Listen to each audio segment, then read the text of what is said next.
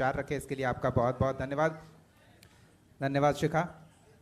और हम आग्रह करेंगे हमारी सहयोगी रितिका से कि वो हमारे अगले मेहमान उपेंद्र प्रसाद सिंह जी और इंद्रजीत प्रसाद सिंह जी को मंच पर लेकर आए। रितिका। तो हमारे दोनों मेहमान उपेंद्र प्रसाद सिंह जी टीपीएस कॉलेज के प्रिंसिपल और कॉलेज ऑफ कॉमर्स के प्रिंसिपल इंद्रजीत प्रसाद राय जी, सर मंच पर आसन ग्रहण करें। शुक्रिया दीपक। देखिए, इस बीच मैं गुजारिश करती रहूंगी क्योंकि जब आप ताली बजाते हैं ना तो हमें ऐसा लगता है कि नहीं, हमारे ये जो आयोजन तालियों की गड़गड़ाहट होनी चाहिए जी, वो बहुत अच्छा, बहुत अच्छे सोच के साथ हमारे तो तालियां बजती रहनी चाहिए। बहुत बहुत स्वागत है सर आप दोनों का, उपेंद्र सर और साथ ही साथ इंद्रजीत सर, आप दोनों ही का बहुत बहुत स्वागत है। क्योंकि देखिए, रोजगार को लेकर बात हो रही है, शिक्षा को लेकर बात हो रही है, संस्कार को लेकर बात हो रही है। तो पहला सवाल उपेंद्र जी से ही रहेगा, क्योंकि देखिए पाटलिपुत्र विश्वविद्यालय की बात करें तो बहुत ज़्यादा परिचय देने की ज़रूरत है नहीं, क्योंकि हम देख रहे हैं बहुत ही अच्छा काम भी किया जा रहा है इस विश्वविद्यालय के ज़रिए। तो यहाँ पर ये जानना चाहूँगी कि फ़िलहाल यहाँ पर कितने छात्र हैं, और अगर छात्रों की पढ़ाई को लेकर बात करें उस पर ज़रा मैं चाहूँगी कि आप मार्गदर्शन दें। देखिए, जहाँ तक टीपीएस कॉलेज की बात है, तो टीपीएस कॉलेज में लगभग 5000 छात्र पढ़ते हैं, जिसमें 40% छात्राएँ 2000 छात्राएँ पढ़ रही है। पीपीयू की बात करते हैं तो पीपीयू में लगभग एक साल में 1 लाख से ऊपर एडमिशन लेते हैं छात्र, यूजी में लगभग 20,000 पीजी में। तो 1,20,000 एक साल में छात्र पढ़ते हैं, तो मान लीजिए 3 साल में 3,60,000 हो गए। ये मेरा छात्र का रेशियो है। बिल्कुल। अगला सवाल जितेंद्र जी, आप माफ़ कीजिएगा इंद्रजीत जी, आपसे रहेगा, क्योंकि देखिए आपके विश्वविद्यालय मतलब पाटलिपुत्र की भी बात करें तो वो एक बहुत अहम कॉलेज में आता है। यहाँ पर हम ये भी जानते हैं कि देखिए कॉमर्स की पढ़ाई के लिए भागलपुर के मारवाड़ी कॉलेज ऑफ कॉमर्स और कॉमर्स की जो स्थिति है वो मतलब कैसी है हमें पता है, छात्रों की तरफ से भी प्रतिक्रिया सामने आती रहती है, लेकिन आपके द्वारा अगर इस पूरी विषय पर बात की जाए तो आप क्या कहेंगे? धन्यवाद। सर्वप्रथम तो मैं बता दूं कि college of commerce arts and science बाद में जुड़ा है, पहले था सिर्फ कॉलेज ऑफ कॉमर्स। इसकी जब स्थापना हुई 5 सितंबर 1949 ईस्वी को, तो इसके जो संस्थापक थे और प्रथम प्रधानाचार्य थे वो थे प्रोफेसर इंदु शेखर झा जी। तो कॉमर्स एजुकेशन का विकास कैसे हो जन जन तक, ये उनका सोच था। और आज सिर्फ कॉमर्स नहीं बल्कि कॉमर्स के साथ साथ साइंस का विषय, आर्ट्स का विषय और इवन लॉ की भी पढ़ाई वहाँ होती है। तो कॉमर्स तक सीमित नहीं है, यह बात सही है कि कॉमर्स एजुकेशन खास करके पाटलिपुत्र विश्वविद्यालय में कॉलेज ऑफ कॉमर्स में बेहतरीन रहा है। इसका अपना इतिहास है। हमेशा बच्चे यहाँ से टॉप करते हैं कॉमर्स की पढ़ाई में। पहले मगध यूनिवर्सिटी में था, लेकिन अब पाटलिपुत्र यूनिवर्सिटी में है। तो यहाँ पर बहुत अच्छे बच्चे आते हैं और करते भी हैं। इवन पिछले साल तो कॉमर्स में इंटरमीडिएट में सेकेंड टॉपर यहीं का विद्यार्थी बना, कभी टॉप भी करता रहा है। तो इसलिए कॉमर्स की पढ़ाई यहाँ सर्वोच्च है।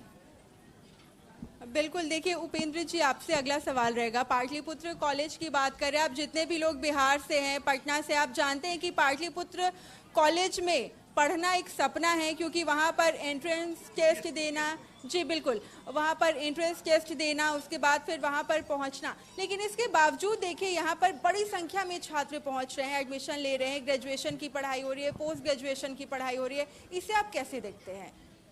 देखिए, टीपीएस कॉलेज के बारे में क्या बताऊं। ठीक है, उसका लोकेशन जरूर खराब है, लेकिन अब कह रहे हैं कि छात्र का क्यों रुझान है।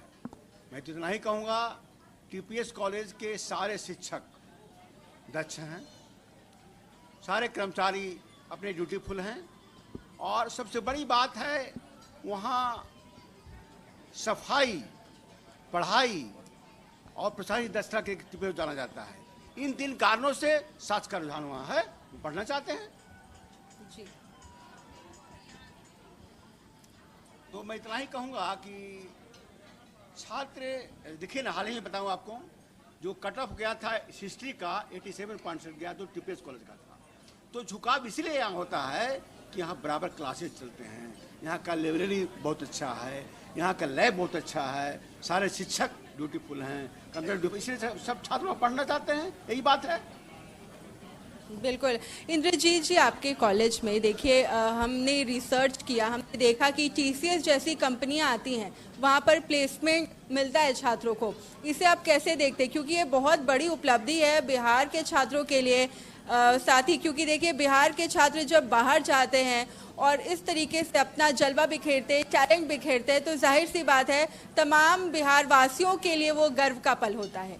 आज आपका जो कन्क्लेव है उसमें शिक्षा, संस्कार और रोजगार, तो शिक्षा इसलिए जरूरी है कि लोग पढ़ कर के एक सभ्य सुसंस्कृत नागरिक बने और अच्छा संस्कार लेकर के आगे बढ़े, पढ़े। अब उसके बाद की बात आती है रोजगार। तो कहावत है, भूखे भजन न होई गोपाला, ले लो अपनी कंठी माला। तो मैं इस महाविद्यालय में 2.5-3 साल पहले आया तो वहाँ पर कैंपस सिलेक्शन वगैरह नहीं के बराबर होता था, लेकिन जैसा कि आप बता रही हैं, टीसीएस कंपनी ही नहीं, एक से एक बेहतरीन कंपनी है, बैंक है, लाइफ इंश्योरेंस है, फिर आपको एसबीआई इंश्योरेंस है, आईसीआईसीआई इंफ्रास्ट्रक्चर है, बहुत तरह की कंपनियां हैं यहाँ आती हैं। और मैं बता दूं कि इस 2 साल 2.5 साल के अंदर में हमारे महाविद्यालय से तकरीबन 600-650 बच्चों का प्लेसमेंट हुआ है। और आपको आश्चर्य होगा कि हमारे यहाँ वोकेशनल कोर्सेज की पढ़ाई होती है, वोकेशनल या प्रोफेशनल कोर्सेज कहिए, पढ़ाई होती है। लेकिन मैं जो बात कर रहा हूँ ये ट्रेडिशनल कोर्सेज की बात कर रहा हूँ। इसमें BA, BSc, BCom, MA, MSc, MCom के बच्चे जा रहे हैं नौकरी में, प्लेसमेंट में, और जब नौकरी में जाते हैं तो वहाँ से लौटते हैं एक मुस्कान लेकर के। तो मुझे बहुत आत्मसंतुष्टि होती है। मैं एक बच्ची के बारे में अभी याद है, मुझे बताता हूँ कि वो साइकोलॉजी ऑनर्स की थी, उसका टीसीएस में सिलेक्शन हुआ, उसका जो है मिला, प्लेसमेंट हुआ कोलकाता में। वो आई, खुश होकर के आई मेरे यहाँ मिठाई लेकर के खिलाने के लिए, लेकिन मैं नहीं समझ सका, काम कर रहा था भीड़ भाड़ में, उसका आंख में आंसू था। हम कह रहे क्या हो गया तुम्हारे साथ, रो क्यों रही है? तो उसने बताई कि सर मैं रो नहीं रही बल्कि बिना एक पैसा खर्च किए हुए, क्योंकि फॉर्म भरने में भी तो यहाँ पैसा नहीं लगता है, सरकारी कंपनी में जाने में तो पैसा लगता है, सरकारी संस्थान में फी भरना पड़ता है। तो बिना पैसा खर्च किए हुए मैं सोच नहीं सकती ऐसी जगह पर मेरा नौकरी है और कलकत्ता में पोस्टिंग हुआ है। और सर मैं आज काफ़ी अभिभूत हूँ, इसके चलते खुशी का आंसू है।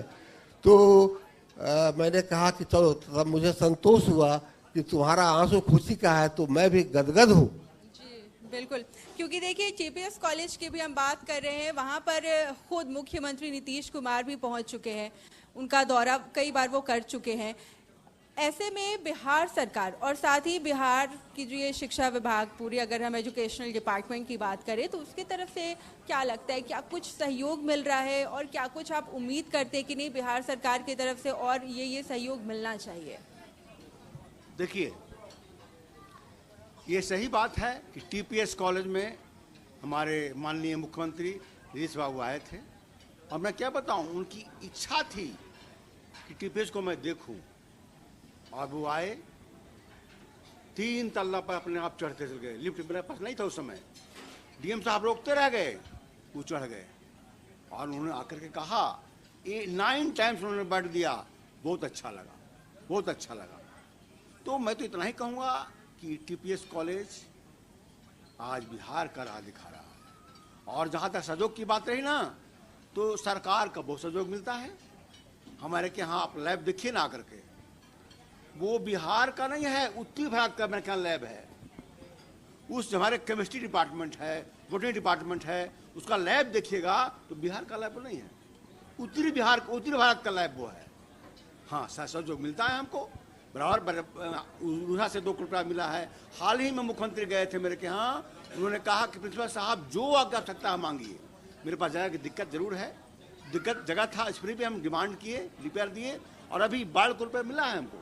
12 करोड़ रुपये मिलकर के वहाँ काम चल रहा है। तो बराबर सहयोग यूनिवर्सिटी का, विश्वविद्यालय का और गवर्नमेंट का मिलता है, तभी कॉलेज विकास कर रहा है। अकेले क्या मैं कर सकता हूँ? सबका सहयोग आगे बढ़ रहा है, आगे बढ़ेगा। बिल्कुल इंद्रजीत जी, क्योंकि देखिए आप एक शिक्षाविद भी हैं, और अगर ओवरऑल बिहार को लेकर बात करें, बिहार की उच्च शिक्षा को लेकर बात करें, तो आपको क्या लगता है भविष्य में और कितना ऊपर बिहार जाएगा? शिक्षा में बेहतरी करने का तो हमेशा मौका रहता है। पहले जो हम लोग ट्रेडिशनल पढ़ाई पढ़ाते थे, उसके बाद वोकेशनल की पढ़ाई शुरू हो गई, और अब उससे भी आगे बढ़ कर के कंप्यूटर एजुकेशन आ गया, और आज एआई का ज़माना है। तो हमें से आगे बढ़ने का स्कोप है, और हमारे बिहार के बच्चे किसी से कम नहीं है। गांव के बच्चे भी आगे बढ़ रहे हैं, और शहर के बच्चे पढ़ते हैं, ठीक है। गांव के बच्चों में थोड़ी सी परेशानी होती है भाषा को लेकर के, लेकिन ज्ञान की कमी नहीं है।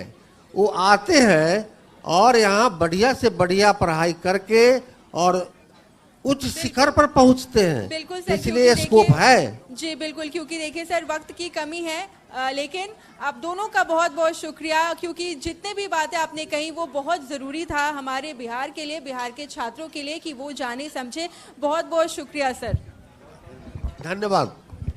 धन्यवाद रितिका। और आपके जैसे अनुभवी मार्गदर्शक रहें उपेंद्र प्रसाद सिंह जी और इंद्रजीत प्रसाद सिंह जी, तो स्वाभाविक है कि हमारे बच्चे